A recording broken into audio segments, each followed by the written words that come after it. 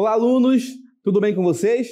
Sejam muito bem-vindos a mais uma aula dessa que é a disciplina mais empolgante e mais apaixonante, a melhor de todas, que no caso é História. E eu sou o professor Ananias Carvalho, serei o seu anfitrião nessa nossa viagem magnífica pelo conhecimento da História. Então vamos a ela, ao tema de nossa aula. Vamos lá, gente! Aula de número 6. Objeto de conhecimento, a Primeira República e suas características, contestações dinâmicas da vida cultural no Brasil entre 1900 e 1930. Detalhamento, Amazonas na Primeira República. Então a gente vai começar a entender um pouco mais sobre a história local, a história do Amazonas, que particularmente é o trecho da história que eu mais gosto de trabalhar com vocês. Então, galera, sem mais conversas, sem mais delongas, vamos à nossa aula.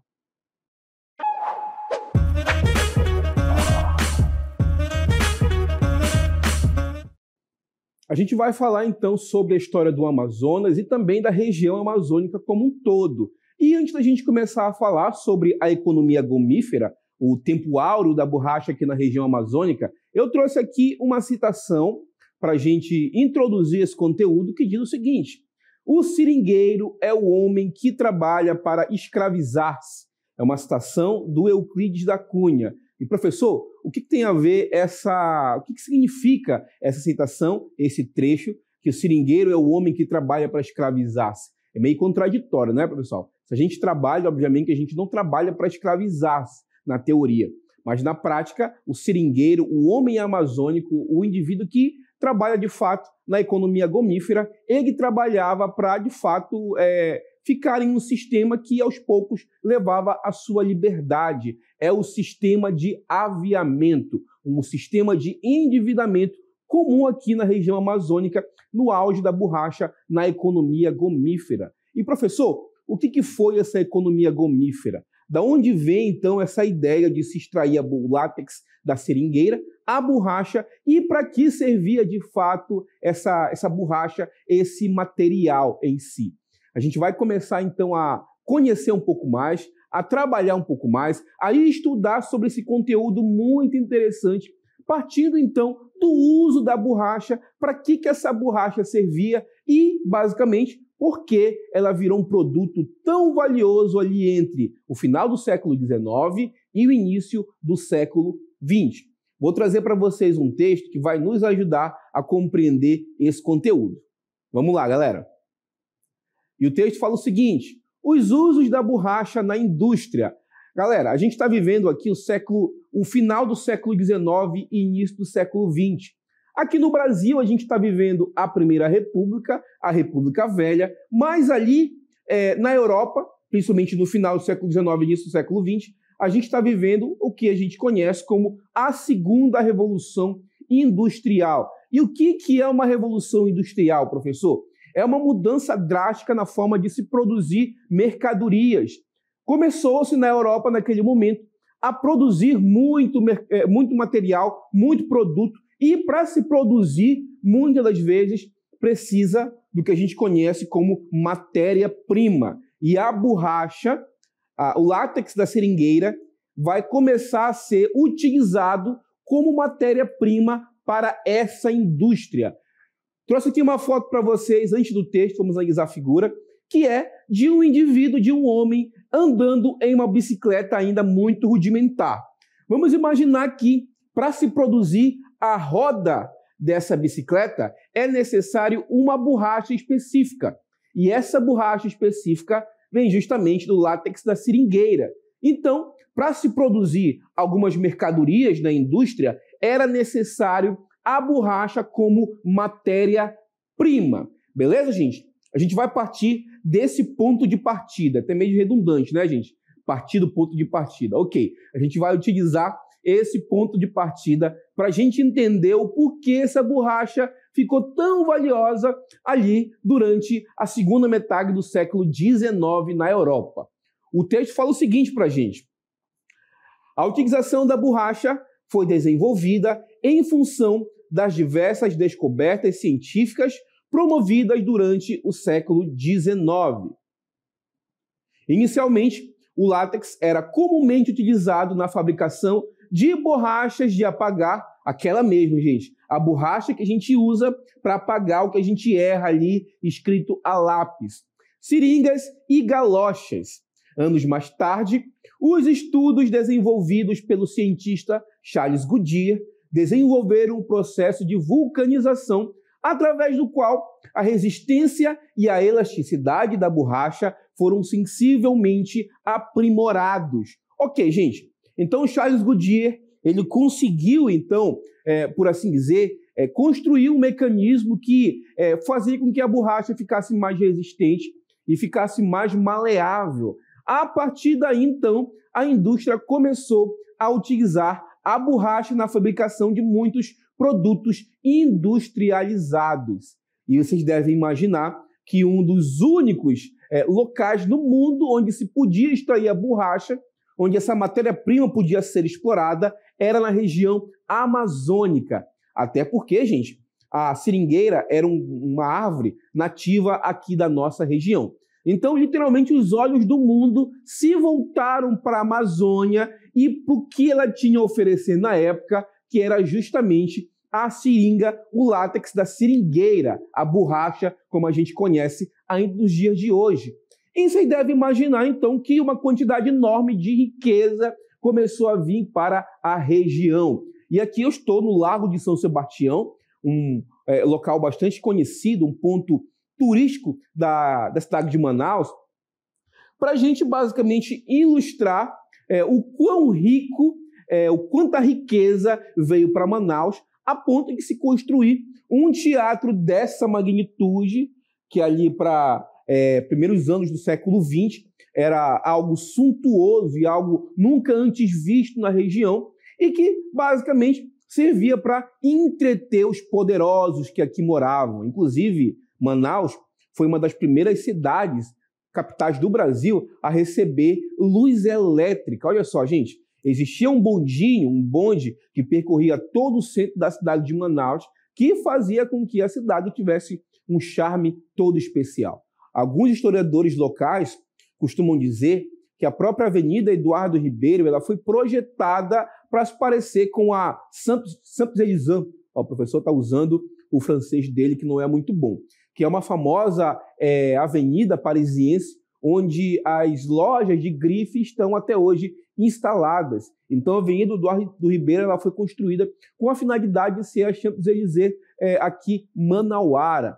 Muitos historiadores, inclusive, chamam Manaus de uma caboclinha metida a granfina, já que ela começou, então, a abrigar muito dinheiro, muitos barões da borracha, muitos coronéis de barranco, muitas pessoas que trabalhavam nessa extração e exploração da borracha, e basicamente veio para cá muita riqueza, mas essa riqueza, como diz inclusive a própria professora Dinéia Mascarenhas, não passou de um fausto, não passou de uma ilusão, porque quando o ciclo da borracha se esgota, nada fica aqui em Manaus, tudo é tirado. Inclusive, muitos dizem que eles não levam o Teatro Amazonas, não porque não querem, mas justamente porque não tinha como colocar o teatro no navio e levar para a Europa. Porque, fora isso, todas as riquezas que ficaram aqui, ou melhor, que estavam aqui, que foi tirado daqui, nada ficou aqui, e após o ciclo da borracha, Manaus virou uma capital empobrecida.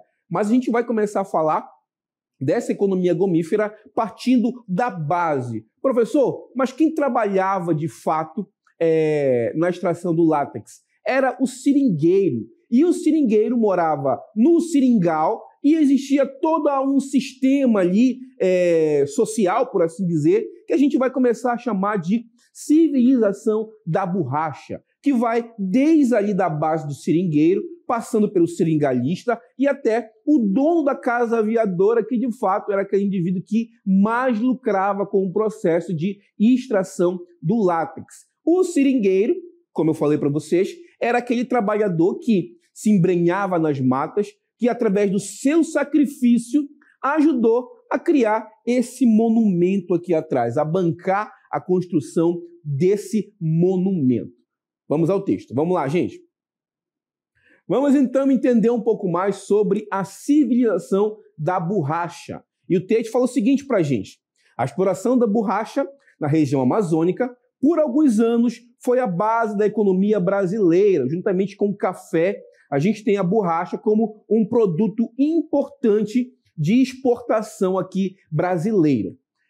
E trouxe para a região uma série de transformações tecnológicas, econômicas e culturais, atraindo trabalhadores de diversas regiões do Brasil, principalmente os nordestinos, que influenciaram significativamente o modo de vida amazônico. A civilização da borracha, como ficou conhecida, é tema de importantes estudos. E como vocês devem imaginar, o indivíduo que trabalhava na extração do látex, o seringueiro, muitas das vezes ele veio de fora aqui da região. Ele não morava aqui na região. Ele veio atraído por esse discurso de enriquecimento fácil, de que você iria para a região amazônica e já conseguir enriquecer de maneira fácil. Eu fui transportado aqui para um seringal, aqui para um barracão do seringueiro, justamente para falar primeiramente desse indivíduo do seringueiro. E da onde ele vinha, professor? Ele vinha do Nordeste, principalmente, mas de outras regiões do Brasil, meio que cativado, meio que influenciado por esse discurso de enriquecimento fácil. E ele não veio sozinho, ele trouxe consigo toda uma gama cultural que se misturou com a cultura local e formou a rica cultura amazônica. O exemplo que eu dou para vocês é o próprio boi-bumbá. O boi-bumbá deriva do Bumba Meu Boi, que foi trazido por nordestinos que vieram aqui para a extração do látex. A própria criação do boi-bumbá de Parintins ela é derivada de migrantes nordestinos que vieram com a sua cultura e aqui introduziram o boi-bumbá como a gente conhece hoje. Mais uma vez, a gente está falando de construção de identidade cultural. Vou trazer um texto que vai falar para vocês um pouquinho sobre essa tríade, tá, gente? Do seringueiro, do seringal e do seringalista. Primeiramente, eu vou falar do seringal. O que era o seringal, professor? O texto fala o seguinte para a gente. O seringal era a unidade produtiva e social da economia da borracha. Constituía na posse de uma imensa terra, uma imensa área territorial que era basicamente feita de floresta. Vamos adiante. O seringal se constituiu de um barracão central, onde basicamente se reunia as mercadorias que o seringueiro utilizava para o seu dia a dia. E basicamente ele era utilizado, entre outras coisas, para fazer com que o seringueiro se endividasse no barracão, na mercearia do seringal. E basicamente essa tradição que a gente do interior tem de comprar fiado, de ir para a cidade e comprar fiado em uma mercearia, em uma taberna, e chamar para o dono da mercearia de meu patrão, ele vem dessa relação entre o dono do seringal, que era de fato o patrão, e o seu cliente, que era o seringueiro.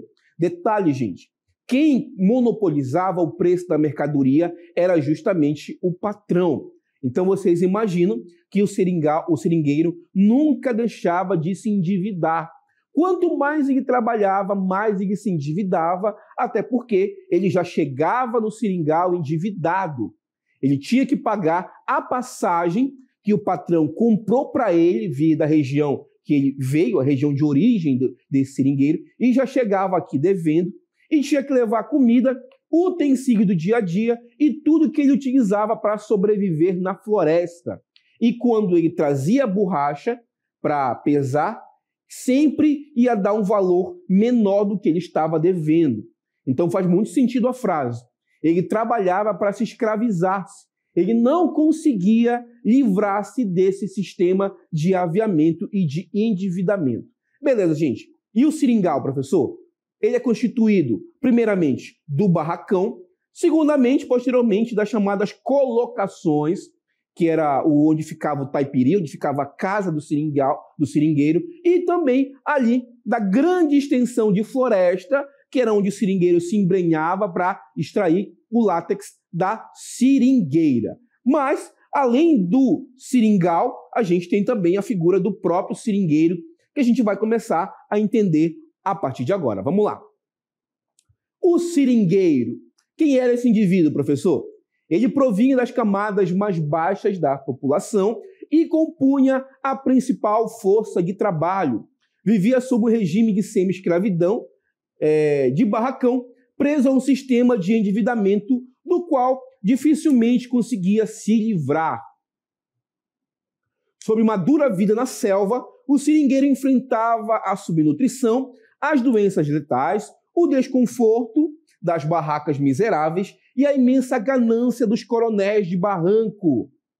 Enfim, toda sorte de opressão, e condenado ao isolamento nos confins da selva, definhava no abandono e pagou a conta no final desse delírio, desse surto da borracha. Muito interessante porque surge a figura agora do coronel de barranco, que nada mais era do que o dono do seringal, o seringueiro.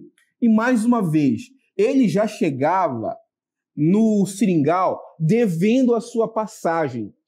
Mais uma vez, quem conseguia controlar a dívida do seringueiro era o próprio patrão, o próprio coronel de barranco. Até porque ele era obrigado a trocar a borracha que produzia em troca da dívida que ele tinha ali no barracão. Ele comprava fiado nesse sistema de aviamento que a gente vai começar a conhecer daqui a pouquinho, tá, gente? Mas eu quero que vocês coloquem na mente de vocês que a figura que de fato trabalhava nesse momento na extração do látex, que realmente conseguia movimentar a economia gomífera, era justamente o seringueiro.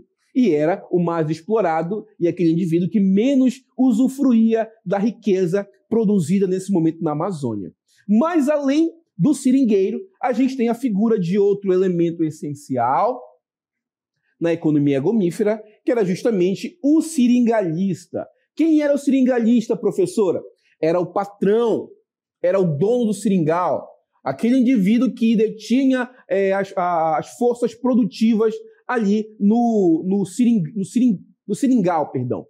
Era o patrão, o dono dos meios de produção, dividia seu tempo entre o barracão do seringal, em época de safra, e as delícias dos palacetes de bordéis das cidades, principalmente cidades como Manaus e Belém, que foram as grandes capitais aqui da economia gomífera na região. Embora fossem poucos, havia também seringalistas remanescentes das classes baixas que enriqueceram explorando a borracha, mas isso eram exceções à regra. Vamos adiante. No seringal, comandava o exército de jagunços e capatazes para, com o uso da força, controlar seus empregados, evitando fugas e calotes, ou seja, evitando que os seringueiros saíssem do seringal devendo o patrão. Mais uma vez, existia todo um sistema de endividamento, pessoal, em que o seringueiro não conseguia livrar-se de sua dívida. Ele era um eterno endividado. Por quê? Quem controlava o preço da mercadoria do barracão era o patrão, que sempre era maior do que o seringueiro podia levar a borracha. Não existia praticamente trocas monetárias no barracão. Era troca de mercadoria por outra mercadoria. No caso, o patrão cedia gêneros alimentícios, materiais ali de trabalho, em troca da borracha. E sempre, como vocês devem imaginar, quem controlava esse mecanismo era o patrão, ou seja, o seringueiro sempre ficava devendo. Mesmo gozando de certos privilégios, certos prestígios, o seringalista também estava enquadrado no sistema de endividamento da economia gomífera, até porque ele também devia para as casas aviadoras, que eram grandes empresas que ficavam responsáveis por levar a borracha da região até o comprador estrangeiro, até as grandes indústrias da Europa. E, tentando burlar esse sistema, estava a figura também do regatão. Quem era o regatão, professor? Era o comerciante dos rios. E vocês devem imaginar que esse regatão não era bem visto pelos seringalistas, até porque ele burlava esse sistema de endividamento, ele vendia por fora. Ele trazia mercadoria e vendia no seu barquinho, na sua canoa, diretamente para o seringueiro em troca de dinheiro ou de borracha. O regatão é uma figura muito importante também para a gente entender a economia gomífera nesse momento. Vamos adiante com o texto, ver o que o texto fala sobre o regatão. O regatão, percorrendo os rios da região amazônica, da Amazônia, em barcos ou mesmo em canoas, havia a figura do regatão que se ocupava do comércio. Desde o século XVIII, esses comerciantes dos rios atuavam na região. Com o advento do sistema de aviamento, que a gente vai entender daqui a pouco, a ligação entre os seringalistas e as casas aviadoras, o regatão passou a funcionar clandestinamente, comercializando à noite, visando escapar da vigilância dos proprietários dos seringais.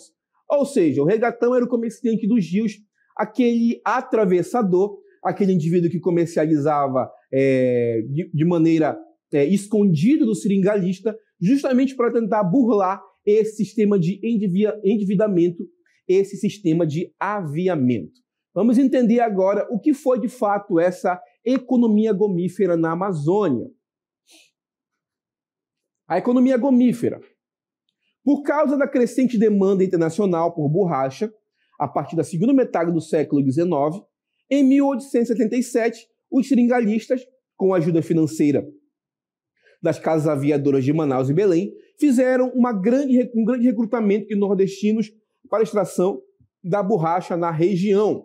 Ou seja, se na Europa estavam precisando de borracha, aqui na região amazônica, os seringalistas se moveram, pediram dinheiro emprestado de casas aviadoras, ou seja, o seringalista já começou também, ele mesmo, endividado com as casas aviadoras, justamente para recrutar indivíduos, elementos para trabalhar aqui na extração do látex da seringueira. E esses indivíduos eram, na sua maioria, nordestinos que estavam fugindo das condições de vida do Nordeste e vieram para cá com a expectativa de uma condição melhor de vida, mas quando chegaram aqui, viram uma região inóspita.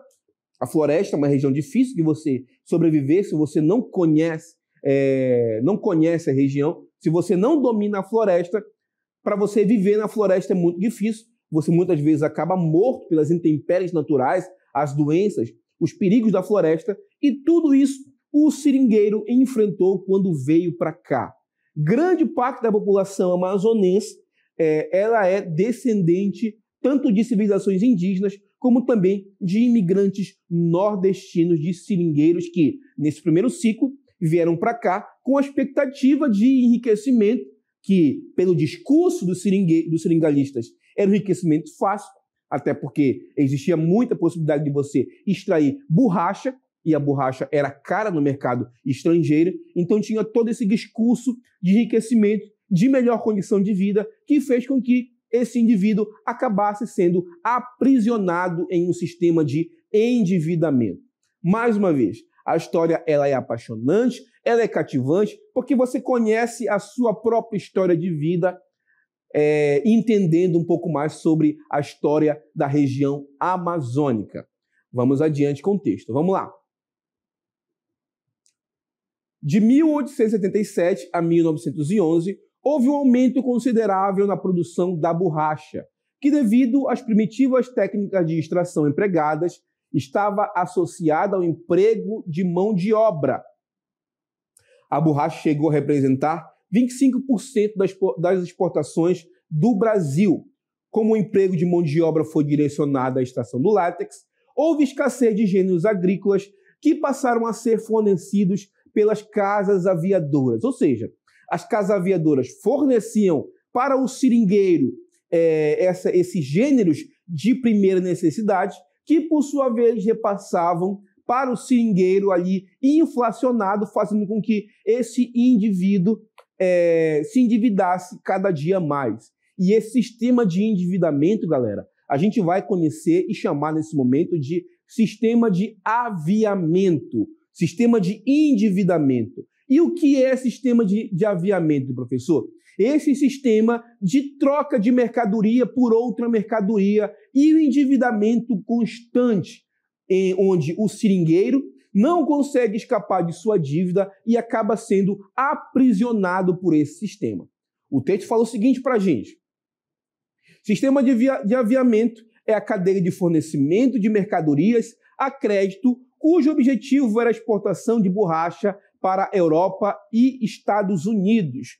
No primeiro surto, não sofreu regulamentações por parte do governo federal. Aviar significa fornecer mercadoria a alguém em troca de outro produto. No caso, essa mercadoria que o seringalista fornecia eram justamente tudo que o seringueiro precisava para sobreviver na floresta. Entre eles, a gente pode imaginar o charque, a carne seca, os instrumentos de trabalho, como a enxada, a própria faca para você fazer o ferimento ali na seringueira, o depósito onde o látex iria escorrer, e tudo que o seringueiro precisava para sobreviver era fornecida pelo patrão, era fornecida pelo barracão, em troca da própria borracha extraída pelo seringueiro. E como vocês devem imaginar, esse sistema de aviamento contínuo era baseada no endividamento prévio e contínuo do seringueiro com o patrão, a começar pelo fornecimento da passagem. Ou seja, como eu falei para vocês anteriormente, o seringueiro já começa a trabalhar endividado. Vamos adiante com o texto. Antes mesmo de produzir a borracha, o patrão lhe fornecia todo o material logístico e necessário à produção da borracha e à sobrevivência do seringueiro. Portanto, já começava a trabalhar endividado. Nessas condições, era quase impossível, prestem atenção, quase impossível o seringueiro se libertar do patrão. Eu vou trazer para vocês agora um pequeno sistema, um pequeno esquema que vai nos ajudar ainda mais a compreender o que foi, de fato, o sistema de aviamento. Vamos lá. Existia o mercado interno, que eram as grandes indústrias que produziam mercadoria e precisavam da borracha como matéria-prima. A gente tinha intermediando o mercado externo e, de fato, o látex, a seringa, estavam as casas aviadoras que forneciam o produto em troca de um pagamento. As casas aviadoras precisavam, então, dos seringais para pegar a mercadoria, os armazéns forneciam mercadoria para as casas aviadoras, que forneciam esse produto que era necessário ali para o seringueiro sobreviver. E o seringueiro fornecia a mercadoria em troca ali de tudo que era necessário, ou melhor, do que se conseguia extrair naquele momento no barracão, no armazém, e esse sistema de endividamento era constante. O seringueiro estava endividado com o armazém, com o barracão, que por sua vez estava endividado com a casa aviadora, que também dependia ali do mercado externo para escoar a produção de látex, de borracha. Esse sistema de endividamento contínuo a gente vai chamar de sistema de aviamento. Mais uma vez, na base aí da pirâmide estava o seringueiro, que era o indivíduo que realmente trabalhava, que realmente produzia riqueza e que não conseguiu, de fato, usufruir da riqueza, ficando apenas aprisionado nesse sistema de endividamento. Existia aqui, entre a casa aviadora e o mercado externo, a relação era dinheiro, era por capital. Já a relação entre casa aviadora, armazém e seringueiro era uma relação baseada na troca de mercadoria, de gêneros alimentícios e de utensílios materiais de produção. Tentando burlar esse sistema estava justamente o regatão, o comerciante dos rios, que tratava diretamente a mercadoria da casa aviadora, diretamente para o seringueiro, para burlar esse sistema de endividamento entre o armazém e o seringueiro. Então, gente, esse sistema de endividamento a gente vai conhecer como o sistema de aviamento. Espero que vocês tenham notado, que vocês tenham compreendido de onde vem esse sistema de aviamento. E surge a pergunta, então, professor, quando isso acabou de fato? Gente, Ainda no final do século XIX, início do século XX, houve o que a gente chama de biopirataria de pode-se dizer, de alguns grãos, de algumas sementes de seringueira que foram pirateados, que foram levados da Amazônia, e os ingleses, que tinham colônias ali na Ásia, conseguiram plantar a seringueira, era um solo que conseguiu vingar, e começaram a sua produção e exploração de uma seringueira ali da região da Malásia, das seringueiras da Malásia. Aos poucos, a região amazônica foi colocada de lado e toda essa riqueza produzida aqui na Amazônia, todo esse surto, esse boom que ocorreu aqui na região, ele aos poucos foi se acabando e entrando em decadência até a Segunda Guerra Mundial, onde essa exploração volta a acontecer, dessa vez com os soldados da borracha, mas isso é assunto para outras aulas. Beleza, galera? Eu quero agradecer muito a participação e a atenção de vocês e a gente vai encerrando por aqui.